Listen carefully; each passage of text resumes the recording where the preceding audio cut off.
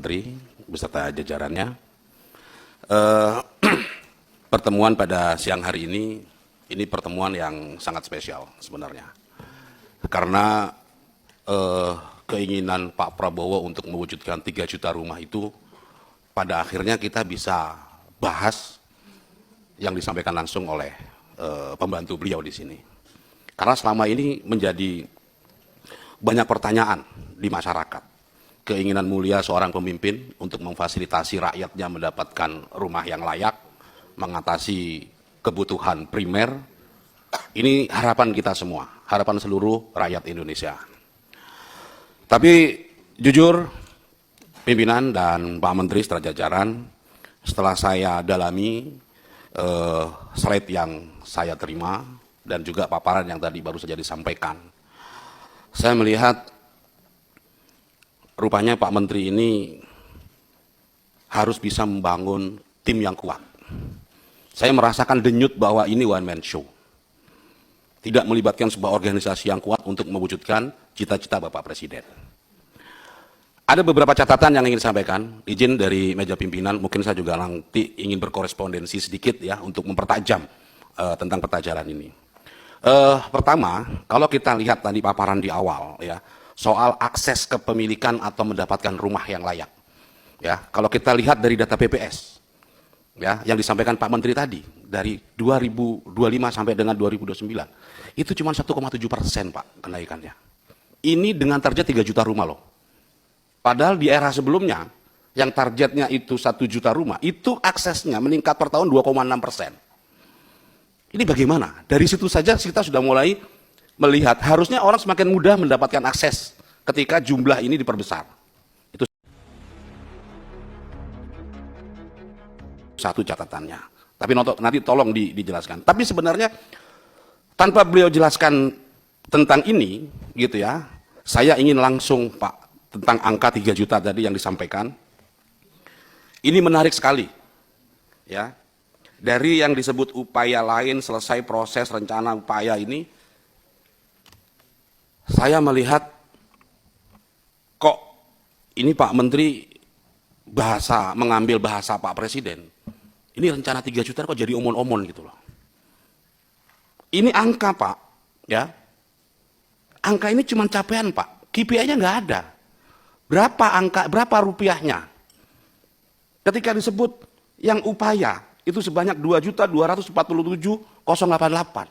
Ini belum ada anggarannya, belum ada pelaksanaannya. Ini udah bulan Mei loh Pak. Yang 2,24 juta ini masih entah di mana.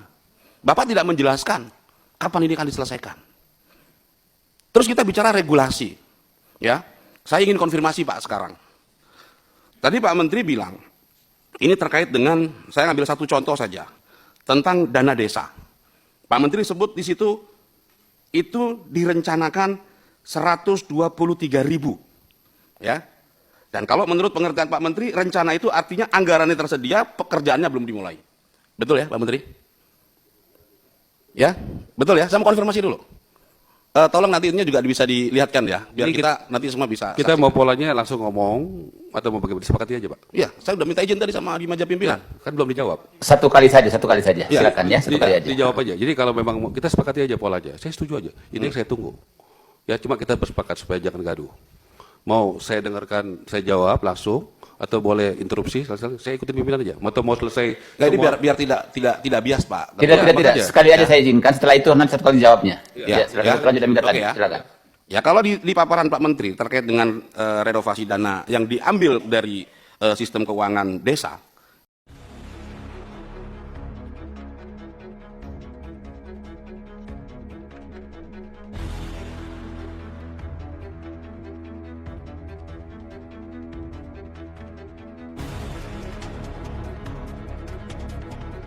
pengukuhan di saat kongres nanti, yaitu sah-sah saja.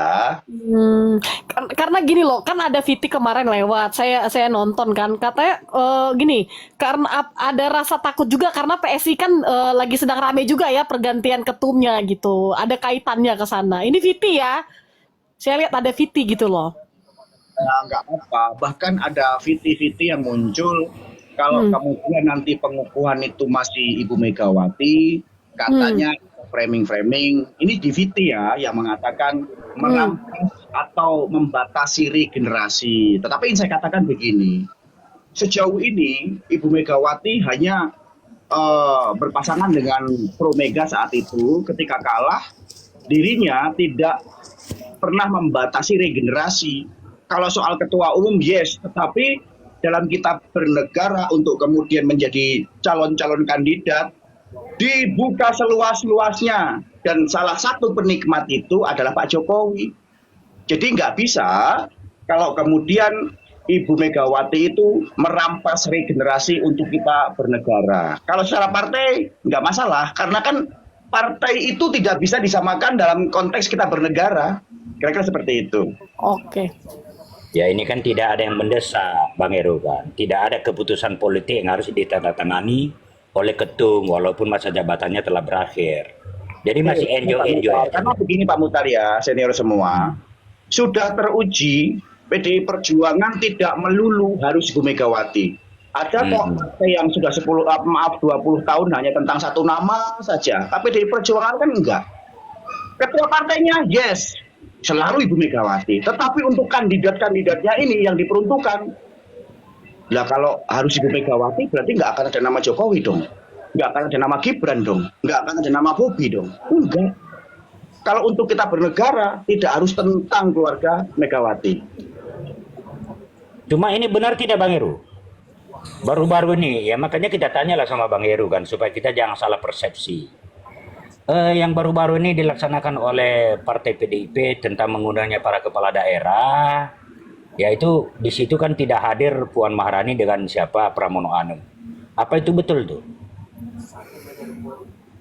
Bagaimana sebenarnya ceritanya itu Bang Heru? Saya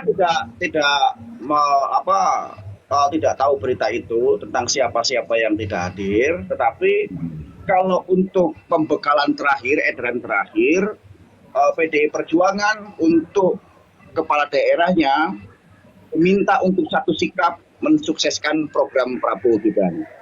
Iya, itu saya baca beritanya. Tetapi kan di Tapi yang framing. terbaru gini loh Heru.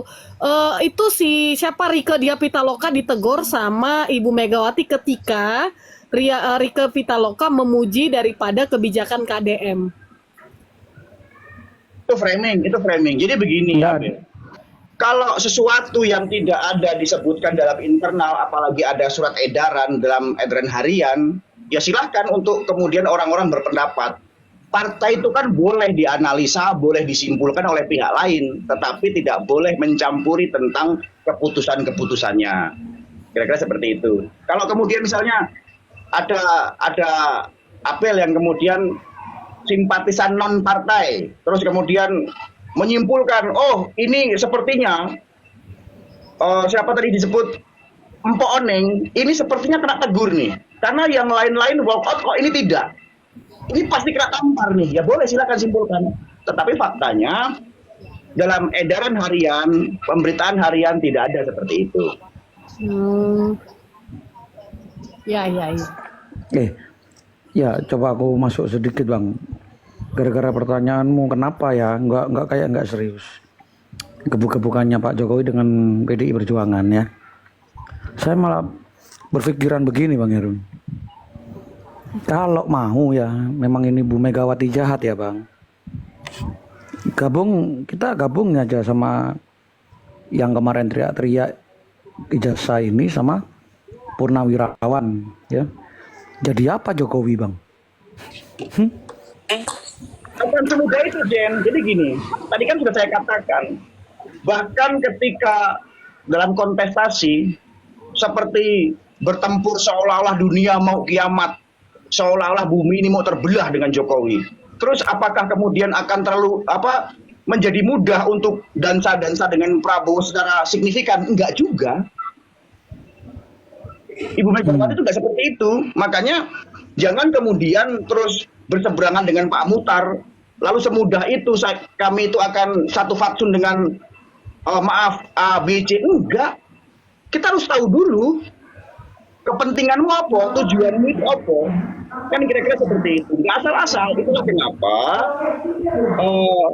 sampai dikirim beberapa kali delegasi untuk pertemuan-pertemuan itu. Apakah mudah? Enggak, kan sempat ditinggal jalan-jalan ke Vatikan.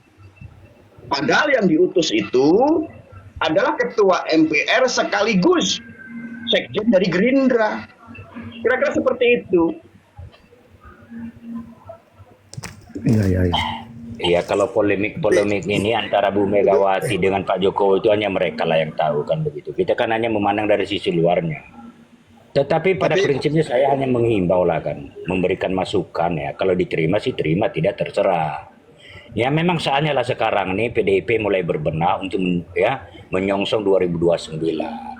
Kekalahan Kan itu sudah dilakukan, Bang Muhtar. Mengendok kiamat bagi PDIP kan. Ya Bang memang Muhtar. Kan memang dilakukan. PDIP ini kan lagi bersih-bersih, Bang. ya itu Makanya makanya ya. Ya jujur saya sampaikan lah kan. Jujur kita sampaikan ya. Pak Jokowi itu dulu kan asal mulai dia tidak terkenal. Tapi karena di-endorse oleh PDIP. Dan memang kinerjanya pula bagus semenjak jadi wali kota. Ya pada akhirnya kan masyarakat dan bisa melihat kan, mengetahui. Jadi medsos ini memang sangat luar biasa dampaknya. Medsos ini sangat luar biasa dampaknya. Nah saatnya lah, ya, mohon maaf Bang Heru ya, bukan saya menggurui ataupun mengajar ikan berenang kan begitu. Ya memang pertama-tama ya gitu banyak juga, masih banyak kok ya kader-kader PDIP menjadi gubernur, wali kota, bupati kan begitu. Ya memang saatnya. Nggak apa-apa Pak Muhtar, dalam bentuk saran itu kami terima kasih. Tapi saya katakan begini, yang menjadi heran kami ini mendapatkan saran-saran dari orang-orang yang selalu berseru tumbangkan banteng, lalu mengatakan untuk kepentingan Pondasi 2029. Begini Pak Muhtar. Jadi dalam politik kontestasi, Pondasi 2024 itu untuk menggendong, ya, untuk menggendong atau untuk berpijak nanti 2029. Nah, nanti 2029 berpijak lagi, buat pondasi lagi untuk nanti 2003 sekian. Jadi kalau kemudian saran-saran harus berbenah untuk kepentingan 2029, saya pastikan Pondasi 2024 sebagai partai pemenang yang mempunyai sekian ribu di kabupaten kota sampai DPR, belum lagi bla bla, itu sudah cukup. Tinggal nanti bargainingnya ini nanti mau disepakati dengan siapa? Apakah akan dansa dengan Gerindra kah? Ataukah akan dengan PSI kah? Ataukah akan dengan PKS kah? Kira-kira seperti itu. Tapi pondasinya cukup tidak? Sudah lebih dari cukup. Iya, bagus lah. Harapan kita sih seperti itu. Daripada kita membicarakan hal-hal yang tak perlu, ya kan? Kan begitu. Ya, Prabowo Gibran ya tetap kita kawal sampai 2029. Makanya saya kadang-kadang heran juga kan. Kasihan Pak Prabowo-nya. Tanpa Gibran, Pak Prabowo tak mungkin menang. Itu juga salah satu narasi-narasi yang tidak tepat. Sebenarnya narasi-narasi itu kan tentang maaf ya, sebenarnya kalau dipahami, boleh ditanya Ibu DM, Bunda DM, ini kan orang senior. Sebenarnya ini adalah seperti riak-riak yang sebenarnya di internal kalian sendiri, yang kemarin 2 fatsun lalu pada akhirnya dijadikan 1 fatsun. Kan riak itu kan dari antara kalian sendiri, antara anak jenderal dan Jokowisme. Karena begini Bang Heru, ada yang mengaku-ngaku dia itu kader Gerindra. Saya mendukung Pak Prabowo tapi saya tidak mendukung Gibran. Akhirnya timbul ria-ria seperti itu. Nah, itu yang selalu terjadi. Makanya kemarin saya sampaikan, orang yang mengaku kader Gerindra itu, ya seharusnya kader Gerindra itu bertindak. Gerindra itu bertindak, ya kan? Ini narasi seperti ini jangan dibuat liar. Kan begitu. Akhirnya para loyalis ataupun simpatisan daripada Gibran ini akhirnya bangkit naluri dia untuk membahas itu kan, memberontak dia, akan begitu. Nah, jadi sebenarnya kalau saya pribadi saya tidak pernah ya. Saya memilih Pak Prabowo Gibran itu ya memang betul satu paket. Apakah itu dulu saya berharap loh, jujur aja saya sampaikan kan. Dulu saya berharap itu Pak Prabowo itu bersanding dengan Ganjar ataupun minimalnya Pak Prabowo bersanding dengan Mahfud MD. Tetapi yang namanya politik tadi kan bisa terjadi hal-hal yang di luar daripada apa yang kita pikirkan. Tetapi memang itu dia. Dulu saya jujur aja saya katakan kan, saya berharap kali dulu itu ya Pak Prabowo itu memang betul-betul bersanding dengan Pak Ganjar. Satu kekuatan besar yang tak bisa siapapun imbang mereka pada saat itu sulit untuk dikalahkan. Tetapi yang namanya politik kan, namanya dinamis dan praktis. Ya, tapi itulah namanya dinamika politik yang berkembang kan begitu. Ya. Kalau soal itu begini Pak Muhtar, kalau kemudian pendukung Prabowo Gibran itu melihat pendukung Anies kok seperti keras sekali nih kontranya, itu menjadi wajar karena memang mereka bukan pendukung Prabowo Gibran, ya. Jangan menjadi khawatir. Karena apa?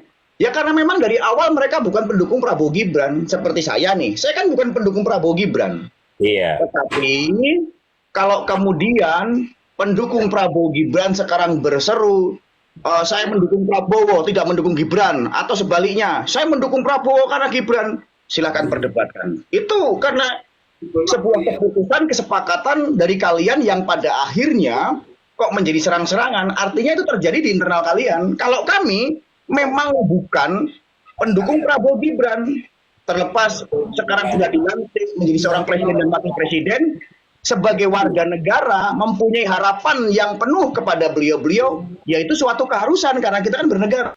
Kira-kira seperti itu. Iya, jadi gitulah Bang Heru ya. Jadi pada prinsipnya ya perdebatan-perdebatan itu